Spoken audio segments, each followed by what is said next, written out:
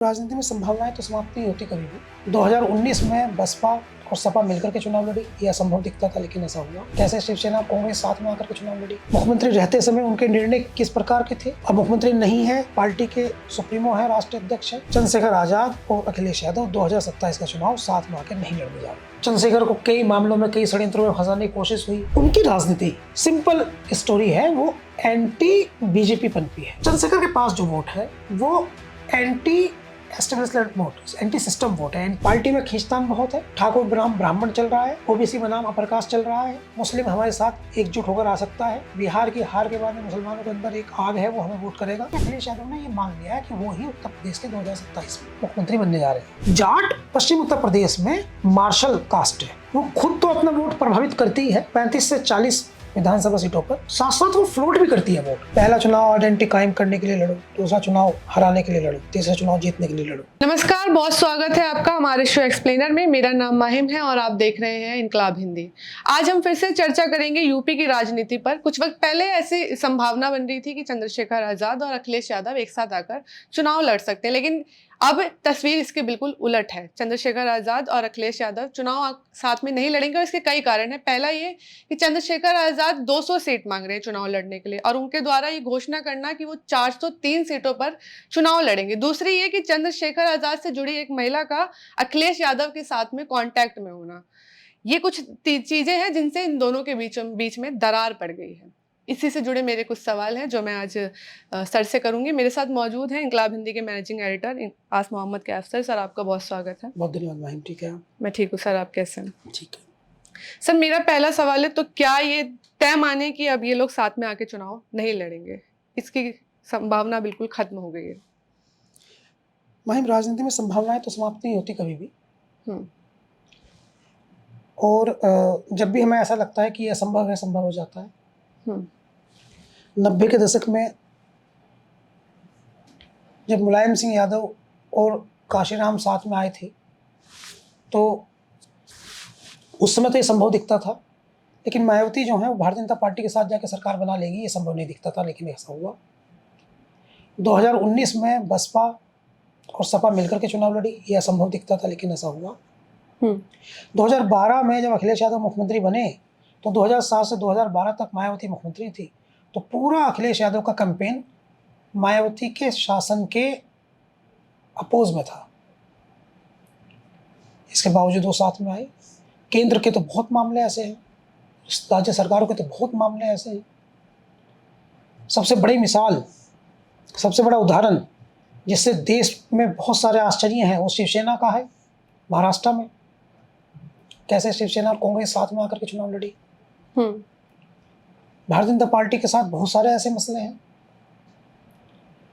वे लोग जो भारतीय जनता पार्टी का नाम लेना पसंद नहीं करते थे और जिन्होंने पूरा जीवन लगा दिया भारतीय जनता पार्टी के विरोध में बोल करके, उनसे समझौते करने पड़े भारतीय जनता पार्टी को। और नेताओं का भी अगर आप कैरेक्टर देखें तो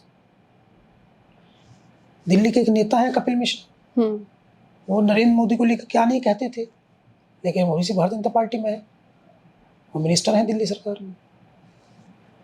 इसलिए ये चर्चा करना और ये कहना कि ये साथ नहीं आ सकते, ये तो राजनीति में थोड़ा अपरिपक्वता वाली बात कह सकते हैं कि, लेकिन जो कारण आप गिना रही हैं, जो आपने अपनी प्रारंभ में बातचीत के प्रारंभ में जो कारण आपने गिनाए हैं, वे इस बात का मेजर संकेत है। इसलिए क्योंकि व्यक्तिगत तौर पर मैं अखिलेश यादव को भी जानता हूं कि वो किस तरह के नेता हैं, बाय नेचर कैसे इंसान हैं, कब किस राजनीतिक पृष्ठभूमि में वो क्या एक्शन लेते हैं, उनका रिएक्शन क्या होता है। मुख्यमंत्री रहते समय उनके निर्णय किस प्रकार के थे। अब मुख्यमंत्री नहीं है, पार्टी के सुप्रीमो है, राष्ट्रीय अध्यक्ष है, अब निर्णय लेते समय वो किन चीज़ों को प्रेफरेंसेस देते हैं, ये मैं उनको समझता हूँ। और यही कारण है कि समाजवादी पार्टी को लेकर के मेरे अधिकतर कयास सही साबित होते हैं। चंद्रशेखर से मेरा व्यक्तिगत ये है कि वो 2017 से राजनीति में एक्टिव हैं और जब वो पहली बार भीम आर्मी उन्होंने बनाई थी और पहली बार जेल में गए थे, तब से लेकर अब तक लगातार वो मेरे संपर्क में है। मैंने उनका संघर्ष देखा है। मैं उनके परिवार के लोगों को भी जानता हूँ, उनके मित्रों को भी जानता हूँ, उनके क्षेत्र को भी जानता हूँ। सहारनपुर के वो हैं, वो मेरा भी अपना क्षेत्र है। इसलिए मैं उनको भी समझता हूँ, उनकी राजनीति को भी समझता हूँ, उनकी विचारधारा को भी समझता हूँ, उनको व्यक्तिगत भी समझता हूँ। तो जो आपका पहला वाला प्रश्न है, जो आपने प्रारंभ किया अपने इंट्रो से, तो अखिलेश यादव जी को राजनीतिक तौर पर भी समझते हुए और अखिलेश यादव जी को व्यक्तिगत तौर पर भी समझते हुए और चंद्रशेखर जी को व्यक्तिगत भी समझते हुए और उन्हें राजनीतिक भी समझते हुए मैं आपकी बात से सहमत हो सकता हूँ कि दरार बड़ी हो चुकी है और बहुत अगर कोई चमत्कार ना हो तो चंद्रशेखर आजाद और अखिलेश यादव 2027 का चुनाव साथ में आकर नहीं लड़ने जा रहे हैं। इस बात की प्रबल संभावना है। आपने 2-3 बड़ी बातें कही। पहली तो यह है कि साथ न आने की सबसे बड़ी वजह तो यह है 2022 के चुनाव में चंद्रशेखर आजाद चाहते थे कि उनको 4 विधानसभा सीटें मिल जाएं। 2 देने की बात भी हुई थी। फिर संभवतः एक फ़ोन आया जिसके बाद अखिलेश यादव ने उनको वो बातचीत छोड़ के चले गए। उसमें अखिलेश यादव के लोग जो हैं वो चंद्रशेखर आज़ाद पर आरोप लगाते हैं कि कॉल आई थी, उसके बाद वो चले गए। चंद्रशेखर आज़ाद के लोग जो हैं वो अखिलेश यादव पे आरोप लगाते हैं। चंद्रशेखर आज़ाद चूँकि भावुक व्यक्ति हैं तो इस बात में उन्होंने आप जब मीडिया के सामने आए थे और ये बात उन्होंने कही थी तो थोड़ा भावुक भी हो गए थे। तो एक तरह का बुरा दौर था। 2024 के चुनाव में वो भी भूल गए। 2024 के चुनाव में बहुत कोशिश हुई कि चंद्रशेखर आज़ाद जो हैं वो संयुक्त विपक्ष के उम्मीदवार बन जाए नगीना में। और कांग्रेस चाहती भी थी, कांग्रेस उनका समर्थन भी करना चाहती थी। प्रियंका गांधी उनके खिलाफ रोड शो करने भी नहीं गई। और कांग्रेस के नेता, समाजवादी पार्टी का जो प्रत्याशी वहां थे लोकसभा के, उनके चुनाव प्रचार में भी जाने से उन्होंने परहेज किया। बसपा के जो प्रत्याशी थे बहुत कमजोर प्रत्याशी थे। आकाश आनंद गए जरूर थे मगर उसका रिटेलिएशन अधिक हुआ, चंद्रशेखर को ज़्यादा फायदा पहुंचा। मतलब राजनीतिक तौर पर अगर उनको संयुक्त विपक्ष का उम्मीदवार बना देते तो पार्टी ने तो उनको संयुक्त विपक्ष का उम्मीदवार बनाया नहीं, मगर नगीना में जनता जो थी विपक्ष की, उन्होंने अपना उम्मीदवार उन्हें मान लिया, इसलिए वो चुनाव जीत गए। वो एक स्टोरी थी। दूसरी स्टोरी वो 2022 की मैंने बताई, 2024 की वो स्टोरी बताई। इस स्टोरी में यह है कि कुछ लोगों ने कहा कि एक बड़ी पार्टी की पूर्व मुख्यमंत्री ने ये कहा कि अगर आप चंद्रशेखर को हिस्सेदारी दोगे या उन्हें टिकट दोगे या उन्हें चुनाव लड़वाओगे तो फिर हमारे साथ आपके हाथ मिलाने की संभावनाएं समाप्त हो जाएगी। ऐसा बताते हैं कि मायावती जी का फ़ोन आया या वहाँ से फ़ोन आया जिसमें ये मैसेज दिया गया कि आप इनको प्रमोट मत कीजिए। या अगर उनका फ़ोन नहीं भी आया, मैं इसको आपको जर्नलिस्टिक नज़रिए से समझाता हूँ, तो कांग्रेस में और समाजवादी पार्टी के बड़े नेताओं में उनके मन में ये बात गई कि चूँकि बसपा जो है वो चंद्रशेखर जो है इनके विरोधी है, उनको उभरता हुआ नहीं देखना चाहती, तो इसलिए अगर कल हमें संभावना होती है तो हम बसपा को साथ लाना ज़्यादा हमारे लिए बेहतर है बनिस्बत चंद्रशेखर की। इंडिया गठबंधन में अगर मायावती आ जाए तो ज़्यादा स्ट्रॉन्ग गठबंधन हो जाएगा। चंद्रशेखर जो है अभी प्रारंभ कर रहे हैं, आप इसको ऐसा कह सकते हैं कि बहुत हल्के में चंद्रशेखर को लिया गया। कह रहे ये कुछ नहीं है, जैसे हम भाषा होती है ना, ये कुछ नहीं है, इस तरह से उनको बहुत हल्के में लिया गया। चुनाव जीत करके चंद्रशेखर जब आए लोकसभा में, उन्होंने जो है सवाल उठाने शुरू किए, जगह जगह उन्होंने कार्यक्रम करने शुरू किए। मुजफ्फरनगर किया, बाराबंकी किया, आगरा किया, जौनपुर किया, भीड़ उनमें जुटने लगी। उपचुनाव में चंद्रशेखर के कैंडिडेट जो थे वोट लेने लगे। विभिन्न मुद्दों पर चंद्रशेखर की सक्रियता दिखने लगी। चंद्रशेखर को कई मामलों में कई षड्यंत्रों में फंसाने की कोशिश हुई। ऐसा फील हुआ चंद्रशेखर के साथ नए लोग आ रहे हैं, सपोर्ट आ रहा है। अब राजनीतिक दलों की समझ में आया कि चंद्रशेखर का इम्पोर्टेंस है।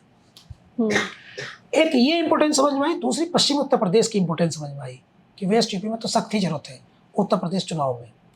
तीसरा इसलिए भी इंपॉर्टेंट समझ में आया कि चंद्रशेखर का जो राजनीति का उद्भव है वो परिस्थितिजनक है। जैसे वो सहारनपुर में एक राजपूत बनाम दलित क्लैश हुआ और बड़ा क्लैश हुआ। सब्बीरपुर कांड आपको याद होगा, और उसमें बहुत सारे सैकड़ों की तादाद में दलित लड़की जेल में रही, चंद्रशेखर जेल में रही, इन पर एनएसए लगा, और जैसे इनकी जमानत होने की तारीख आती थी ऐसे ही एनएसए की मियाद बढ़ा दी जाती थी।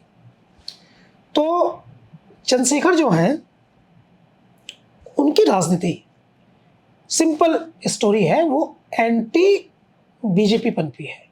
उनकी आइडेंटिटी जो विकसित हुई है चंद्रशेखर की, वो एंटी बीजेपी विकसित हुई है। एंटी अपर कास्ट भी कह सकते हैं, लेकिन एंटी बीजेपी, चूंकि वो एंटी एस्टेब्लिशमेंट कह सकते हैं उसे, तो जो सत्ता है, सत्ता के विरुद्ध, अब उस एंटी बीजेपी से भी ज़्यादा अच्छा शब्द जो है, सत्ता के विरुद्ध उनकी आइडेंटिटी विकसित हुई है। लेकिन चूंकि बीजेपी सत्ता में है इसलिए उसको ये भी कह सकते हैं। और जिस कारण से चंद्रशेखर की आइडेंटिटी शुरुआत में वो हुई थी, वो बहुत सारे लोग नहीं जानते हैं, लेकिन मैं आज आपको बता देता हूँ कि इनकी एक वीडियो वायरल हुई थी जिसे लाखों लोगों ने देखा था, जिसमें ये कह रहे थे कि वो पर्सनल चीज़ है, लेकिन एक आईपीएस एसएसपी थे सहारनपुर के, उनके घर पर एक भीड़ ने चढ़ाई कर दी थी, और वो इत्तेफाक यह है कि वो एसएसपी देश के सबसे बड़े नेता का सिक्योरिटी इंचार्ज इसमें है। तो उनके घर पर चढ़ाई कर दी थी, तो इन्होंने बाकायदा एक पीसी की 14 अप्रैल, कल ही तो है, 14 अप्रैल में के ये अम्बेडकर जयंती की ही यात्रा थी, इस पर शुरुआत हुई थी ये सब के। तो उसमें इन्होंने एक वीडियो बनाई जिसमें कहा कि मैं अपने समाज के लोगों, मैं अपने समाज के नौजवानों, मैं अपने दलितों को ये बात कहना चाहता हूँ कि ये जो शोभा यात्रा के दौरान बवाल हुआ है ये राजनीतिक है, इसमें आरएसएस और भाजपा के लोग शामिल हैं, दलितों का इससे कोई लेना देना नहीं है, ये दलितों को और मुसलमानों को लड़ाने की साजिश है। मैं तमाम नौजवानों से अपील करना चाहता हूँ कि वो इससे तत्काल दूर हो जाए। तो उनकी इस अपील का असर हुआ, समझ में आया कि बात ये आरएसएस के लोग दलितों को और मुसलमानों को लड़ाने की साजिश कर रहे हैं, ये चंद्रशेखर ने कहा। तो उनके पहला बयान चंद्रशेखर का, जिसके बाद वो आंख में खटकने लगे, ये पहला बयान था और वायरल था ये, करोड़ों लोग इसे जो है वायरल था ये मैसेज गया। और एसएसपी के आवास, सहारनपुर एसएसपी के आवास से सिर्फ 2 किलोमीटर दूर दंगा नहीं हो पाया, इस बयान ने इतना असर किया राजनीतिक तौर पर। उसके बाद चंद्रशेखर का संघर्ष है, जो भी है वो तो अलग चीज़ें हैं। तो इस दृष्टिकोण से अगर हम समझे चीज़ों को, तो चंद्रशेखर के पास जो वोट है वो anti establishment vote, anti system vote है, जो स्थापित सरकार है उसके विरुद्ध वाला वोट है। वो समाजवादी पार्टी के पास भी वही वोट है, कांग्रेस पार्टी के पास भी वही वोट है, यानी इन सारी राजनीतिक पार्टियों के विरुद्ध वही वोट है, गठबंधन जिसको हम कह रहे हैं। तो ऐसी परिस्थिति में चंद्रशेखर जो हैं वो अब चुनाव लड़ना जो है वो इंडिविजुअल चाहते हैं या किसी का गठबंधन। अभी इस तरह की राजनीति में होता क्या है, ये होता है कि एक पार्टी को तो ऐसा लगता है कि ये नेता बन गया तो तुम्हारा वोट काट लेगा, जैसा हुआ पूरे देश में हुआ, पूरे देश की राजनीति में हुआ। तो इसलिए चंद्रशेखर का गठबंधन होना मुझे कठिन लगता है। मैं एग्री हूँ आपकी बात से। सर, अकेले चुनाव लड़ने की स्थिति में समाजवादी पार्टी की क्या भूमिका रहेगी, और ऐसे में चंद्रशेखर की क्या भूमिका रहेगी पूरे में, क्योंकि दोनों के जो समर्थक समूह हैं उनमें लेके कई तरह की प्रतिक्रियाएं आ रही हैं और वो उत्साहजनक नहीं है, और खासकर पश्चिमी यूपी में इसका क्या असर पड़ने वाला है इस समझौते का, जो नहीं हो रहा है अभी तक जितना लग रहा है। समझौते से तो आजकल ईरान और अमेरिका का समझौता ही याद आता है, लेकिन हाँ ठीक है, ये भी राजनीतिक समझौता ही है जो नहीं हो रहा है। अच्छा, नहीं हो रहा है इसलिए क्योंकि अभी इसमें तो बातचीत ही तो नहीं हुई, अभी तो इसमें कोई बातचीत भी नहीं हुई। किसी राजनीतिक पार्टी ने तो या किसी नेता ने तो अभी ये पेशकश भी तो नहीं की, यहाँ तो कोई आर्बिटर भी नहीं है ना, यहाँ कोई मध्यस्थ भी नहीं है। 2022 में इनको अखिलेश यादव के करीब ले जाने की कोशिश रामजीलाल सुमन ने की थी, जो सांसद है। इस बार तो कोई ऐसा व्यक्ति भी नहीं है। पिछली बार भी नजीब जंग, दिल्ली के एक्स गवर्नर, इन लोगों ने प्रयास किए थे, वो कांग्रेस के साथ प्रयास थे, लेकिन वे भी नाकाफी प्रयास थे। मजबूत प्रयास नहीं थे। कि इस बार के जो प्रयास हैं वो कोई कर ही नहीं रहा। एक आदमी चंद्रशेखर से जाके ये नहीं कह रहा कि तुम अखिलेश से बात कर लो, एक आदमी अखिलेश से जाके नहीं कह रहा कि तुम चंद्रशेखर से बात कर लो। दोनों एक दूसरे के मिजाज को समझ रहे हैं। तो समझौते की संभावना तो इसलिए नहीं है, एक बात। दूसरी बात, अखिलेश यादव की जो राजनीति है, अखिलेश यादव ने ये मान लिया है, अखिलेश यादव के साथ के लोगों ने भी ये मान लिया है कि एंटी इनकम्बेंसी आएगी। 10 साल उत्तर प्रदेश में योगी आदित्यनाथ लगभग मुख्यमंत्री रहते हुए हो जाएंगे, 9 हो गए हैं, 1 साल से कम समय बचा है, तो 10वां साल उनको हो जाएगा। सेंट्रल गवर्नमेंट में बहुत सारे लोग ऐसे हैं जो नहीं चाहते हैं कि इनको तीसरा टर्म मिले। पार्टी में खींचतान बहुत है, ठाकुर बनाम ब्राह्मण चल रहा है, ओबीसी बनाम अप्रकाश चल रहा है, मुस्लिम हमारे साथ एकजुट होकर आ सकता है, बिहार की हार के बाद में मुसलमानों के अंदर एक आग है, वो हमें वोट करेगा। तो ये बहुत सारी परिस्थिति ऐसी बन रही है कि अखिलेश यादव ने ये मान लिया है कि वो ही उत्तर प्रदेश के 2027 में मुख्यमंत्री बनने जा रहे हैं। इसलिए थोड़ा सा उनको ऐसा लगता है। फिर एक बात जो बार बार आती है सामने, चोट लगी है उनको, राजभर से चोट लगी उनको, निषाद से चोट लगी उनको। केशव देव मौर्य एक है, महान दल उन्होंने बनाया, केशव प्रसाद मौर्य अलग है। केशव देव मौर्य से चोट लगी उनको। पल्लवी पटेल, जो अनुप्रिया पटेल भारत सरकार में मिनिस्टर है, उनकी बहन है पल्लवी पटेल, उनसे चोट लगी उनको। जयंत चौधरी, उनसे मेजर चोट लगी उनको।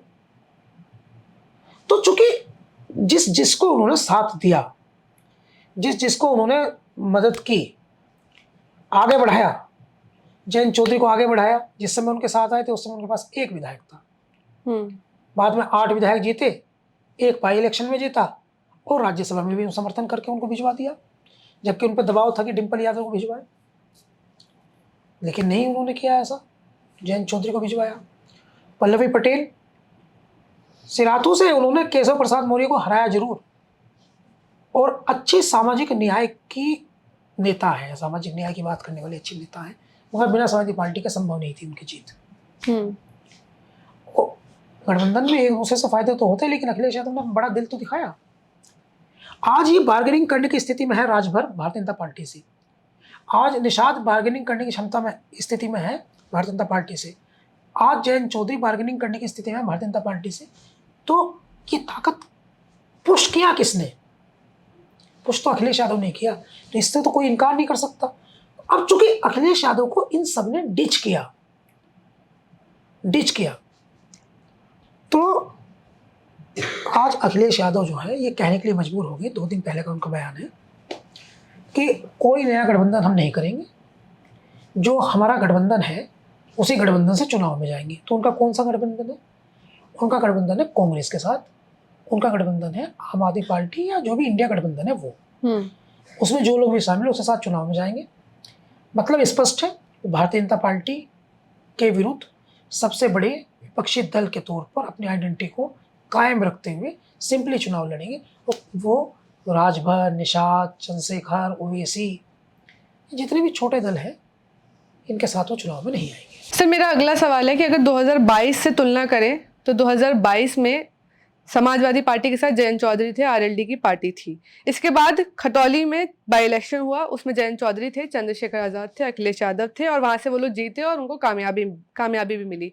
अब समाजवादी पार्टी के लिए अधिक चुनौतीपूर्ण हो जाएगा, क्योंकि जाट और जाटव दोनों उनके साथ नहीं दिख रहे हैं। ऐसे में उनका जीतने कितना, मतलब उनके लिए कितनी कठिनाई आएगी, क्योंकि उनके साथ जाट और जाटव दोनों वोट नहीं दिख रहे हैं। हाँ, ये सही है। देखिए, पश्चिम उत्तर प्रदेश पर इस पर फोकस है। देखिए, उत्तर प्रदेश जो है बहुत बड़ा राज्य है और 403 विधानसभा सीटें यहाँ हैं, और इतना बड़ा राज्य है उत्तर प्रदेश की 4 राज्यों के बराबर। और अगर आपको याद दिला दूं तो उत्तराखंड भी कभी उत्तर प्रदेश का हिस्सा था। एनडी तिवारी एक थे, वो मुख्यमंत्री थे, दोनों जगह के मुख्यमंत्री रहे, उत्तराखंड के भी और उत्तर प्रदेश के भी। तो जो इम्पोर्टेंट बात है वो मैं आपको ये बताना चाहता हूँ कि बुंदेलखंड है, अवध है, पूर्वांचल है और पश्चिमी उत्तर प्रदेश है। तो पश्चिम उत्तर प्रदेश के 22 जिले हैं जहां लगभग 120 सीटें हैं, और यहाँ एक तो मुस्लिम अच्छी संख्या में है। दूसरी बात, यहाँ पर जो है भारतीय जनता पार्टी के लिए बड़ी उपजाऊ जमीन है इस इलाके में। भाजपा जो है वो एक बार तो 68 सीटें यहाँ से आ गई थी, 70 सीटें आ गई। तो इस दृष्टिकोण से अखिलेश यादव जो है वो, फिर एक और कारण है, आर्थिक रूप से बहुत मजबूत क्षेत्र है ये। विभिन्न राजनीतिक पार्टियां जो होती हैं उनकी सबकी नजर रहती है। नोएडा गाजियाबाद है इसमें, एनसीआर है, हापुड़ है इसमें, बुलंदशहर है इसमें जहाँ जेवर एयरपोर्ट है। इधर जाएं तो आप बागपत है इसमें, सहारनपुर है इसमें, मुजफ्फरनगर है इसमें, शामली है इसमें, बिजनौर है इसमें, अमरोहा है, मुरादाबाद है, संभल है, अलीगढ़ है, आगरा है, एटा, इटावा, मैनपुरी। तो बड़ी उपजाऊ भूमि है ये, राजनीतिक तौर पर भी और आर्थिक तौर पर भी। सबका फोकस रहता है। जाट पश्चिम उत्तर प्रदेश में मार्शल कास्ट है। वो खुद तो अपना वोट प्रभावित करती है 35 से 40 विधानसभा सीटों पर, खुद तो वोट अपना प्रभावित करती है, साथ साथ वो फ्लोट भी करती है वोट। चौधरी साहब जहां कहेंगे वहां वोट डाल देंगे, ये थ्योरी है। चौधरी साहब जहां कहेंगे वहां वोट डाल देंगे। अरे भाई हरिया वोट किसे दोगे? चौधरी साहब जिसे आप कहोगे। फ्लोट करती है वोट। एक गांव में 500 लोगों की आबादी है, 200 जाट है, 300 अदर कास्ट है, तो वो प्रभावित रहते हैं। आर्थिक संपन्नता के कारण से जान लो, खेती किसान से जान लो, उनके खेत में काम करते हैं बहुत सारे लोग, इससे जान लो, थोड़ा दबंग प्रवृत्ति के हैं इसलिए जान लो, कुछ भी मतलब आप जान लो, लेकिन वो वोटों। पिछले कुछ समय से हमने देखा मायावती के उद्भव के बाद से, बड़ा मैं बिग पॉइंट आपको बता रहा हूं। जाटो पहली जाति थी पश्चिम उत्तर प्रदेश ने जिसने जाटों के कहने से वोट देना बंद किया। बिग पॉइंट है ये। जाटो मतलब मायावती जी की जाति। जब मायावती जी नेता बनी, चुनाव लड़ना शुरू किया, उन्होंने प्रचार करना शुरू करा, काशीराम जी ने उनके लिए प्रचार करना शुरू किया, तो जाटो पहली जाति थी जिसने वेस्ट यूपी में जाट को चैलेंज किया। उनके कहने से वोट देना छोड़ा। पहले वो फ्लोट वोट था, फिर वो फ्लोटिंग बंद हुई। दूसरी जातियां भी करती हैं कुछ, लेकिन जाटों ने सबसे पहले कहा हमारे तो अपने नेता है, अपने नेता को वोट देना शुरू किया, चैलेंजिंग, स्वाभिमान के साथ मायावती को।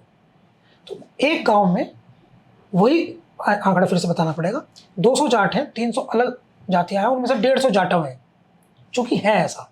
तो उन्होंने मायावती को अपना नेता मान लिया।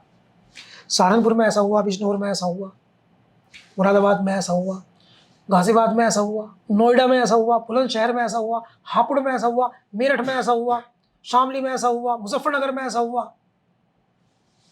बूथ वाइज डेटा निकालें पिछले 30 सालों का, तो ये अलग अलग रहा। जब से मायावती की राजनीति का उद्भव रहा, अलग अलग। उल्टे मायावती ने 2007 से 2012 के इलेक्शन में बहुत सारे जाटों को विधानसभा टिकट दिया, जैसे योगराज सिंह को दिया, चंद्रवीर को दिया, तो ये लोग विधायक बन गए। लक्ष्मी नारायण चौधरी एक अलग नेता थे, उनको दिया। वो हाथरस, कासगंज, मथुरा, उस बेल्ट की बात है। तो मायावती ने एक किया, जाट को और जाटवों को एक तो किया, जाट को टिकट देकर के जाटव का वोट उनको दिलाया, वो अलग बात है। लेकिन जब मायावती ने अलग चुनाव लड़ा और इन्होंने अलग चुनाव लड़ा, तो दोनों समुदाय ने एक जगह वोट नहीं की। जाटव का अब नया नेता है, जाटवों का, हालांकि वो बहुजनों के नेता। देखिए राजनीति में एक पक्ष की, एक जाति की बात कोई नहीं कर सकता। आप अखिलेश यादव को यादवों का नेता नहीं कह सकते, नरेंद्र मोदी को आप ओबीसी का नेता नहीं कह सकते, मायावती को आप दलितों का नेता नहीं कह सकते, व्यवहारिकता के आधार पर चंद्रशेखर को आप जाटवों का नेता नहीं कह सकते, क्योंकि राजनीति में सब सर्वजन हिताय, सर्वजन सुखाय की बातचीत होती है, सबका साथ सबका विकास की बात होती है, लेकिन ये अंडरस्टूड होता है कि किस समाज का कौन नेता है। तो इसलिए जाटवों का नेता जो पश्चिम उत्तर प्रदेश में है इस समय, मायावती के बाद चंद्रशेखर है। और जाटों का नेता पश्चिम उत्तर प्रदेश में कोई है तो वो जयंत चौधरी है। पिछले कुछ टाइम से हम देख रहे हैं। अभी इतनी सारी हमारी बातचीत में ये बात सामने आ गई है कि अखिलेश यादव में चंद्रशेखर में बन नहीं रही। हमने भी ऐसी बातचीत कर ली। अब दूसरी बातचीत में ये आ गई सामने कि जयंत चौधरी के साथ उनकी बनेगी नहीं। अब जितनी दोस्ती होनी थी हो गई, तो अब उनकी दोस्ती टूट गई, तो उनकी बनेगी नहीं। तो जाट भी चला गया और जाटव भी चला गया। तो अब क्या करें अखिलेश यादव? पहला तो ये है कि उनके पास जाटों के नाम पर एक नेता है, वो है हरिंदर मलिक पश्चिम उत्तर प्रदेश में, जो इस समय लोकसभा सांसद हैं। उन्होंने संजीव बालियान को हराया था। दूसरे उनके पास नेता हैं उनके बेटे पंकज मलिक, बड़े नेताओं में। पंकज मलिक 3 बार के विधायक हैं। तो मान लीजिए हरिंदर मलिक खुद तो सांसद है, वो तो चुनाव लड़ेंगे नहीं, बेटे को लड़वाएंगे, एक विधानसभा जिता ले जाएं, तो क्या ही फर्क पड़ता है? जब 45 विधानसभा प्रभावित हो सकती है, तो 1-2 विधानसभा अगर प्रभावित कर ले जाए तो क्या ही फर्क पड़ता है? अब अगली चीज पर आइए। जाटवों के नेता हैं चंद्रशेखर, वो खुद लड़ेंगे हस्तिनापुर चुनाव, खुद हस्तिनापुर चुनाव लड़ेंगे। तो चूंकि वो खुद हस्तिनापुर चुनाव लड़ेंगे जाटवों के नेता चंद्रशेखर, तो जाटव जो समाजवादी पार्टी को पढ़ने वाला संभावित है, पश्चिम उत्तर प्रदेश की बात कर रहा हूं, अभी मैं पूरब की बात नहीं कर रहा, अभी मैं पासी समुदाय पे नहीं आया, अभी मैं कुर्मी समुदाय पे नहीं आया, सिर्फ वेस्ट यूपी पे हूं। तो जाटव इनको नहीं पढ़ रहा, जाट इनको नहीं पढ़ रहा, तो इनके पास विकल्प क्या है? गुजर। और गुजरों में अभी एक रैली दादरी में हमने देखी, उस रैली के बाद ही कितनी जोतम पेजार हुई है। गुजरों में एकता, नेताओं में, गुजर नेताओं में एकता है नहीं।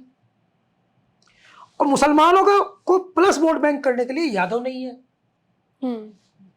10-12 जिलों में, जैसे बिजनौर में, मुजफ्फरनगर में, सहारनपुर में, शामली में, हाथरस में, अलीगढ़ में, मुरादाबाद में थोड़े से हैं, ज़्यादा नहीं है, संभल में अच्छी संख्या में है, रामपुर में, संभल में बहुत अच्छी संख्या में है।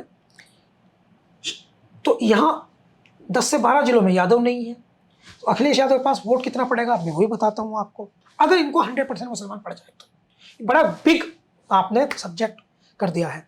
सहारनपुर में 36% मुसलमान है, मुजफ्फरनगर में 34% मुसलमान है, बिजनौर में 49 है, मुरादाबाद में 48 है, संभल में 51 है, रामपुर में 47 है, मेरठ में 32 है, शामली में 29 है, बागपत में तो 24 ही है, वहाँ से भी कम है। तो इस दृष्टिकोण से देखें तो एक जनपद की बात हम करें, वहाँ 50+ है, और जहाँ 50+ है वहाँ यादव भी है। तो आप वहाँ तो अच्छी परफॉर्मेंस कर सकते हैं, संभल में वहाँ तो परफॉर्मेंस आप अच्छी दे सकते हैं। अमरोहा भी इसमें एक जनपद है, वहाँ 40+ मुसलमान है, वहाँ भी मैं आपको विधानसभा वार भी गिना सकता हूँ, किस विधानसभा में कितना मुस्लिम है, तो वो एनालिसिस आंकड़े हैं, वो दे सकते हैं हम जगह जगह। लेकिन यहाँ जो समझने वाली बात है वो इंपॉर्टेंट ये है कि इनके पास प्लस वोट बैंक क्या आ रहा है। तो एक गेम है, वो अलग गेम है। जाट जाटव इनको वोट नहीं करेगा, या तो ये स्पष्ट हो गया। अब जाटव जो है वो, एक फॉर्मूला इनके पास है कि ये सामान्य सीटों पे जाटव प्रत्याशी ले आए तो, लेकिन जाटव नेता आएंगे कौन? एक नेता इनके पास पश्चिम उत्तर प्रदेश में जाटव मजबूत दिखाई देता है, योगेश वर्मा। और जाटव कहां से लाएंगे? हाथरस में वाल्मीकि समाज के व्यक्ति को चुनाव लड़ाने के लिए, जसवीर वाल्मीकि को, ये सहारनपुर से इंपोर्ट करके लाए थे। अब उसको ये पुरगाजी चुनाव लड़ाना चाहते हैं समाजवादी पार्टी के लोग। तो ये जसवीर वाल्मीकि को कहां पूरे उत्तर प्रदेश में कहां कहां चुनाव लड़वाएंगे? प्रभुदेव वाल्मीकि को मान लीजिए चुनाव लड़वा भी दे माना, लेकिन वहां तो पहले हस्तिनापुर, वहां तो पहले ही इनके पास भी एक मजबूत चेहरा है जाटव, योगेश वर्मा। तो योगेश वर्मा को अगर ये टिकट काट देंगे तो सारे जो थोड़े बहुत जाटव इनके पास है वो भी चला जाएगा। तो ये भी एक पॉइंट है। तो ऐसी परिस्थिति में गुजर अनिश्चित है, जाट और जाटव इनको पड़ेगा नहीं। मुसलमान के साथ दूसरी जाति, किसको इनका दूसरे के साथ क्या मेल जोल हो सकता है, उस पर बातचीत होगी, वो बाद में तय होगा कि क्या क्या उसकी स्ट्रेटजी है, क्या है। तो इस दृष्टिकोण से अगर हम देखें तो अखिलेश यादव के लिए कठिन परिस्थिति पैदा होगी। लेकिन सर, अगर राजनीतिक तौर पर देखें तो चंद्रशेखर आज़ाद की पार्टी भी नहीं है, और इतनी बड़ी पार्टी भी नहीं है, छोटी पार्टी है उनकी। तो वो इस स्थिति में तो नहीं है कि वो अकेले चुनाव लड़ें और जीत जाएं और 15-20 विधायक ले आएं। तो ऐसे में उनका अकेले चुनाव लड़ना और कठिन हो सकता है। इस पर आप क्या कहना चाहते हैं? हाँ, ठीक कह रही हैं आप। अभी उनका एक भी विधायक नहीं है। बाई इलेक्शन उन्होंने लड़ा जरूर था, और बाई इलेक्शन में मीरापुर को अगर हम थोड़ा अलग कर दें या थोड़ा बहुत कदर की तो बहुत शानदार परिणाम भी कहीं नहीं आया था। लेकिन राजनीति में इस बात की बड़ी अहमियत है। जिनको फॉलो करते हैं चंद्रशेखर, वो मान्यवर काशी नाम है। मैं उत्तर प्रदेश की राजनीति में उन्हें एक बहुत बड़ा नेता, बहुत बड़ा क्रांतिकारी नेता और बहुजनों का असली नायक मानता हूँ। उनकी एक थ्योरी है, पहला चुनाव आइडेंटिटी कायम करने के लिए लड़ो, दूसरा चुनाव हराने के लिए लड़ो, तीसरा चुनाव जीतने के लिए लड़ो। तो आइडेंटिटी क्राइसिस तो चंद्रशेखर के पास है नहीं। लोग जान तो गए हैं उन्हें, लोकप्रियता तो उनकी है, लोग उनके बारे में जानते हैं। डिजिटल मीडिया ने बड़ा सहयोग किया उनका, इंटरनेट उनका काम करता है। नेपाल के प्रधानमंत्री बालन शाह के प्रधानमंत्री बनने से पहले कितने लोग जानते थे, अब प्रधानमंत्री बन गए। तो व्यवस्था परिवर्तन कब, कहां, कैसे, क्यों हो सकता है, इस बारे में आजकल के दौर में समझना मुश्किल है। श्रीलंका में क्या हुआ, बांग्लादेश में क्या हुआ। तो इंटरनेट की बड़ी भूमिका है, डिजिटल टेक्नोलॉजी की बड़ी भूमिका है, सोशल मीडिया की बड़ी भूमिका है, रीच है इनकी। कितनी देर लगी सरकार को, ऐसे ही हम, दूसरा विषय है लेकिन समझाने के लिए, अपोजिशन का अकाउंट बैन करने में। बात किसकी किसके कहां तक पहुंचनी है तो डिपेंड करता है ना सिस्टम पर। मैं सरकार की बात नहीं कर रहा, लेकिन जो हमने देखा आसपास में, तो उस दृष्टिकोण से अगर हम देखें तो तकनीक के माध्यम से हम देखें, जहां तक लोगों को जहाँ रीच है, तो चंद्रशेखर की रीच तो है। अब रही चुनाव की बात, लोकसभा चुनाव में कितने लोगों को उम्मीद थी कि वो जीतेंगे, तो उम्मीद तो अब भी कमी है।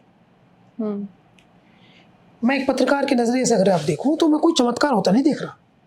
सिंपल, मुझे जो दिखाई दे रहा है वही दिखाई दे रहा है। उत्तर प्रदेश में सबसे बड़ी राजनीतिक पार्टी का नाम है भारतीय जनता पार्टी, और उनके सामने विपक्ष में जो सबसे बड़ी पार्टी है जो उनसे लड़ेगी, उसका नाम है समाजवादी पार्टी। और मुझे जो दिखाई दे रहा है वही दिखाई दे रहा है कि बाय पोल इलेक्शन होगा, 1 to 1। और इसमें छोटी राजनीतिक पार्टियां जो हैं वो पहले की तुलना में अधिक कठिन परिस्थितियों में होंगी, और वे छोटी राजनीतिक पार्टियां बची रहेंगी जो किसी ना किसी बड़ी राजनीतिक पार्टी के साथ गठबंधन में होंगी, जो मुझे दिखाई दे रहा है। चंद्रशेखर की सभाओं में जुट रही भीड़ बिहार में वीआईपी पार्टी की सभाओं में जुट रही भीड़ से कम है या ज्यादा है। वहां डिप्टी सीएम मुकेश सहनी को घोषित किया गया था चुनाव से पहले कैंडिडेट, और नतीजा क्या रहा। और बिहार कितना छोटा राज्य, आधा राज्य उत्तर प्रदेश से है राजनीतिक। उत्तर प्रदेश 403 विधानसभा है। आपको बता दूं माहिम, सुनकर के आश्चर्य होगा, उंगली पे गिनाऊंगा तो समय लगेगा।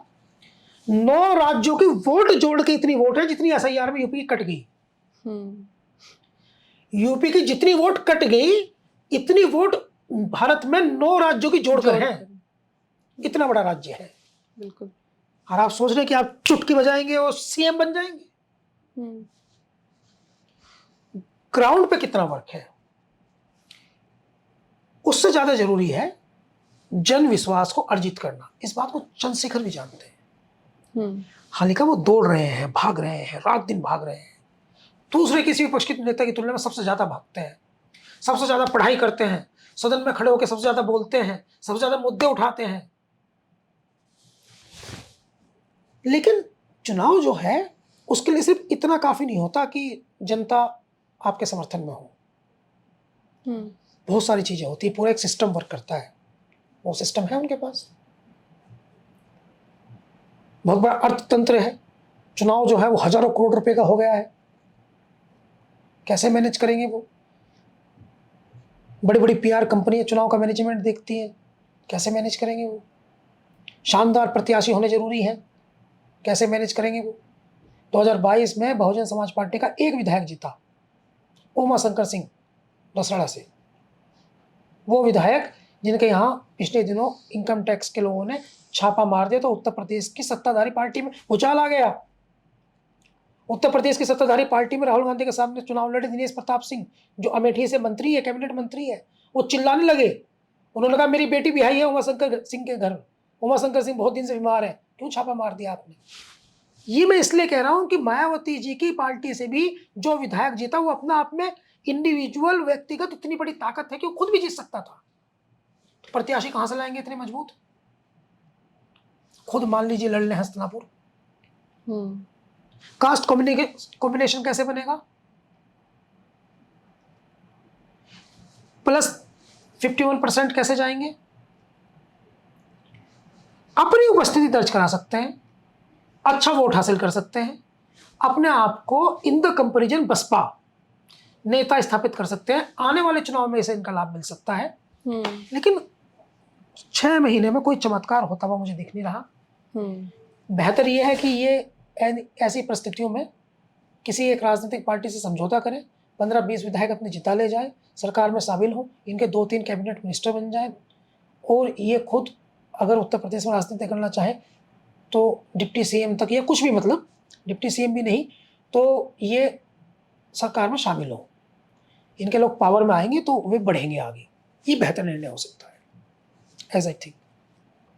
सर, मेरा अगला सवाल है कि आज यूपी के मुख्यमंत्री योगी आदित्यनाथ और केंद्रीय मंत्री जयंत चौधरी ने मुजफ्फरनगर में एक संयुक्त सभा की, जिसमें जाटों को साधने का काम सबसे मतलब मुख्य तौर पे वही हुआ, और उसके बाद इससे पहले दादरी में अखिलेश यादव ने एक रैली करी थी।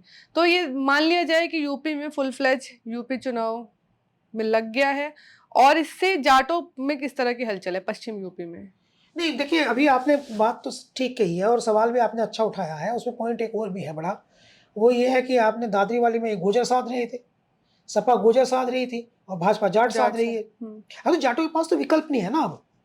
उस मंच पे आपने देखा होगा संजीव बालियान कितने उदास चेहरे के साथ बैठे हैं। पिछले 15-20 दिन में पश्चिम उत्तर प्रदेश में जाटों के अंदर जो है वो कई तरह का द्वंद्व है, और सबसे बड़ा द्वंद्व इस बात का है कि जयंत चौधरी को नेता बना करके प्रमोट कर दिया है भारतीय जनता पार्टी ने, जब आरएलडी का और बाकी जितने भारतीय जनता पार्टी में जाट नेता थे उन सबका राजनीतिक तौर पर वे चर्चा में नहीं है। जैसे सतपाल सिंह बागपत के सांसद थे, आप नाम नहीं सुन रहे, वीपी सिंह आप सुन नहीं रही, जैसे मोहित बेनीवाल, आज आपको नाम भी उनका पता नहीं चल रहा है, जैसे आपका राजेश चौधरी, लक्ष्मी नारायण चौधरी, जैसे संजीव बालियान, तो भी बड़े बड़े नाम मैं बता रहा हूं, जैसे भूपेंद्र चौधरी प्रदेश अध्यक्ष थे, उनको भी हटा दिया।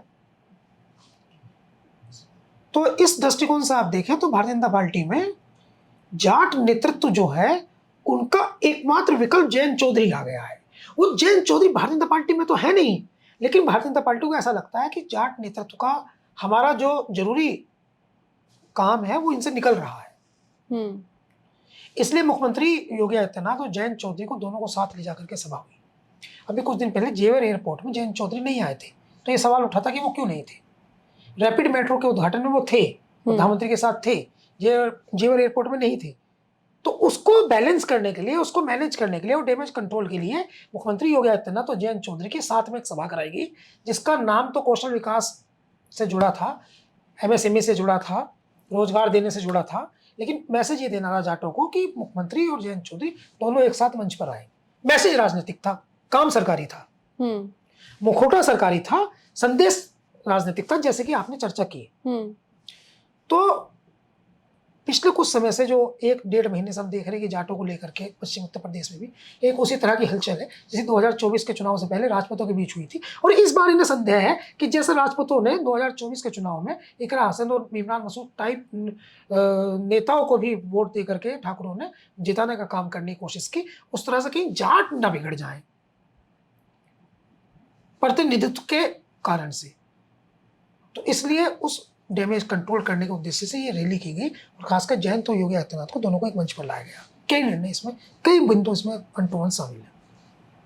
सर, मेरा आखिरी सवाल है, जब जाट और जाटा दोनों कास्ट अखिलेश यादव से पश्चिम यूपी में दूर जाते हुए दिख रहे हैं और गुज्जर जो समाज है उसमें अनिश्चितता दिख रही है, तो क्या अखिलेश यादव के लिए स्थिति अभी कठिन और होगी या हो गई है? हाँ, बहुत कठिन स्थिति है, बहुत कठिन स्थिति है, लेकिन अब फिर इस पे एक एनालिसिस भी है।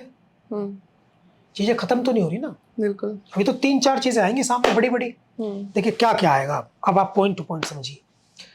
जाट और जाटव के अलावा भी तो पश्चिम उत्तर प्रदेश में कोई रहता होगा। बिल्कुल। गुर्जर रहते होंगे, ठाकुर रहते होंगे, कश्यप रहते होंगे, प्रजापति रहते होंगे, सैनी रहते होंगे, हम्म। और बहुत सारी जातियां हैं वो रहती होंगी। जब जाट और जाटव जो है वो पिछले 30-40 सालों से प्रतिनिधित्व राजनीतिक वर्चस्व को हासिल कर रहे हैं। जाटव का नेता मायावती पश्चिम उत्तर प्रदेश की तो रहने वाली है, नोएडा की। चौधरी चरण सिंह कहाँ के रहने वाले, बागपत के। पैदा तो हापुड़ में हुए थे, पैदा हापुड़ में हुए थे, लेकिन बागपत से चुनाव लड़ते रहे बागपत के। चौधरी अजीत सिंह बागपत के, जयंत सिंह बागपत के, चंद्रशेखर आजाद कहाँ के, सहारनपुर के, वीरेंद्र सिंह कहाँ के, वो पूर्व राज्यपाल थे तो कैराना के। यानी जाट नेता, जाटव नेता बड़े कहाँ पैदा हुए देश में, पश्चिमी उत्तर प्रदेश में। सबसे बड़े जाट नेता किसान मसीहा चौधरी चरण सिंह पश्चिम उत्तर प्रदेश में। सबसे बड़े किसानों के नेता चौधरी महेंद्र सिंह टिकैत दिवंगत पश्चिम उत्तर प्रदेश में। जाटव नेता सबसे बड़ी पूरे देश में मायावती जी पश्चिम उत्तर प्रदेश में। उभरते हुए जाटव नेता चंद्रशेखर आजाद पश्चिम उत्तर प्रदेश में। तो वो जाट और जाटवों की उपजाऊ भूमि है राजनीति की। तो ऐसी जातियां भी तो होंगी लोकतंत्र में जो अपना प्रतिनिधित्व तो चाहती होंगी, उनको फोकस करेंगे अखिलेश यादव। सैनी को फोकस करेंगे, प्रजापति को फोकस करेंगे, कश्यप को फोकस करेंगे, गुज्जर को फोकस करेंगे। ऐसी जातियों को फोकस करेंगे जो इनके डोमिनेंस के सामने खुद को स्टैंड करना चाहती होंगी राजनीति में। अभी तो एक विकल्प वो भी है, जैसे हम लोग चर्चा करते हैं विधानसभाओं में जाटव। कुछ विधानसभा जैसे हम बताते हैं बागपत की, बागपत है, मुजफ्फरनगर की चरथावल है, बुढ़ाना की 3 है, बुढ़ाना, कैराना, शामली और कांदला, 3 विधानसभा वहाँ की है। थाना भवन, एक थाना भवन का नाम बदल दिया है, थाना भवन, कैराना और शामली। इधर जाइए आप, बागपत में सिवाल खास है, बड़ौत है और बागपत है, 3 ये है। मुजफ्फरनगर में आप जाइए आप, मीरापुर खतौली, मुजफ्फरनगर शहर, चरथावल, पुरकाजी सदर, ये है। तो इस बुढ़ाना, तो जहां जहां जाट बहुल है, बड़ा मैं बिग पॉइंट बता रहा हूं, जहां जहां जाट बहुल विधानसभा है वहीं वहीं मुसलमान बहुल संख्या में है। तो वो तो उस बैलेंस को तो मुसलमान कर देगा। तो चुनाव किसके बीच होगा? चुनाव होगा अदर ओबीसी के बीच में और ओबीसी के बीच में। तो समाजवादी पार्टी क्या कर रही है? भयंकर रिसर्च कर रही है कि अदर ओबीसी में किसको लड़ा सकते हैं, जो जाट को वोट के सामने चुनाव लड़ सके, या जाटव से अलग इतर। जैसे वाल्मीकि समुदाय है, वाल्मीकि समुदाय बीजेपी को वोट तो करता है, लेकिन उनके साथ प्रॉब्लम यह है कि उनका एक तो इक्का दुक्का विधायक बन पा रहा है,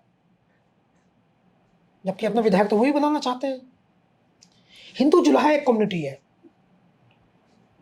हिंदू कोरी कहते हैं जिन्हें, उनका प्रतिनिधित्व नहीं आ पा रहा।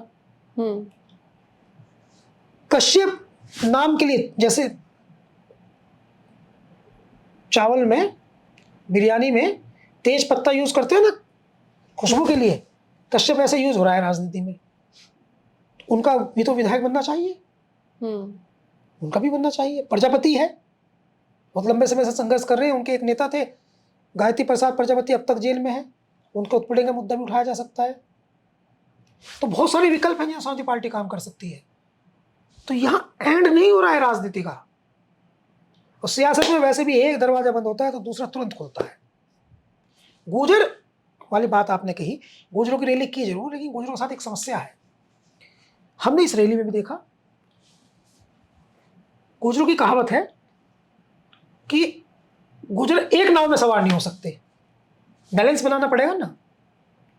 तो गुर्जर थोड़ा डिस्टर्ब, एक इधर चलेगा एक इधर चलेगा। यहाँ रैली में कितना गुर्जर जुटे, गुर्जर सम्मान की बात हुई, गुर्जर नेता जुटे, लेकिन जब रैली कामयाब रैली हो गई, रैली होने के बाद सब लोग अपने अपने घर चले गए, तो 3 दिन तक सोशल मीडिया पे गुर्जर आपस में लड़ते रहे, 3 दिन तक आपस में लड़ते रहे। इसलिए लोग कहते हैं कि गुर्जर खुद ही कहते हैं, गुर्जर नेता कहते हैं कि हम राजनीतिक तौर पर, राजनीतिक अवेयरनेस के तौर पर हम जाटों से 20 साल पीछे हैं। तो वो एक बड़ी कम्युनिटी तो है, 40 से 42 सीटों को प्रभावित कर सकती है, तो उस पर को भी फोकस किया जा सकता है। कुल मिलाकर विकल्प हैं, it's not end of day, विकल्प है, रास्ता है। विकल्प है, ऐसा नहीं है कि निराश होने की बहुत ज़्यादा आवश्यकता नहीं है, रास्ता है। बहुत बहुत शुक्रिया सर अपना समय देने के लिए। आपकी इस पूरी चर्चा पर क्या राय है हमें कमेंट में लिखकर ज़रूर बताइएगा। धन्यवाद।